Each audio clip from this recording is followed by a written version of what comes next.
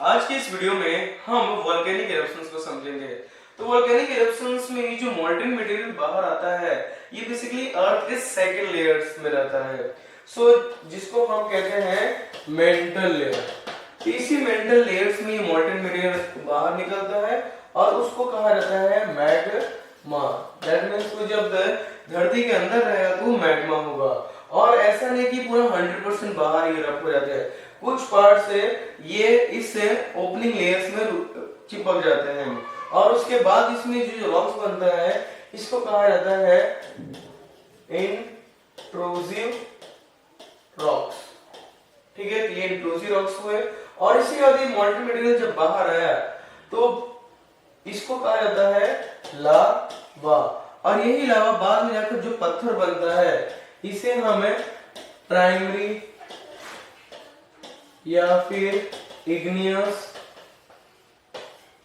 या फिर इसे एक और नाम से जाना जाता है एक्सट्रूसिव रॉक्स।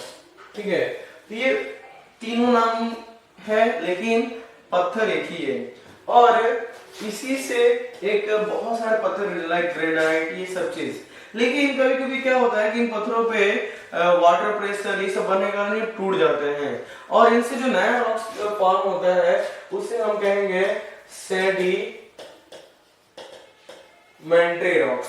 और ये सेडिमेंट्री रॉक्स जब अलग वेदर क्लाइमेट हीट जोन में आते हैं ये चेंज होकर हो जाते हैं मेटामॉर्फिक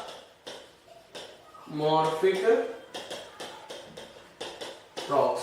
ये बेसिकली यही तीन प्रकार के पत्थर होते हैं, प्राइमरी, सेडिमेंट्री है, मेटामॉर्फिक रॉक्स। तो ये इस धरती पे जो जितने भी पत्थर का निर्माण हुआ है अलग अलग टाइप्स के, ये इसी वोल्केनिक इरप्शंस इस प्रोसेस है। और बहुत सारे सालों के बाद जब यही पत्थर टूट टूट कर बाद में ये सॉइल्स का निर्माण होता है। तो ऐसे भी कहा जाता है कि soil is an aggregate of minerals.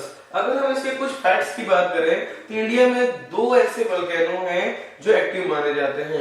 अगर इंडिया के नक्शे को देखा जाए तो इंडिया के इस अंडमान निकोबार पर एक तो है आपका बैरन आइलैंड और दूसरा है आपका नाडाकॉम आइलैंड। एक बैरन आइलैंड है और दूसरा है नाडाकॉम आइलैंड। ऐसे इंफॉर्मेटिव वीडियो के लिए हमारे पेज को फॉलो करें और इस वीडियो को अपने सभी दोस्तों के साथ शेयर करें।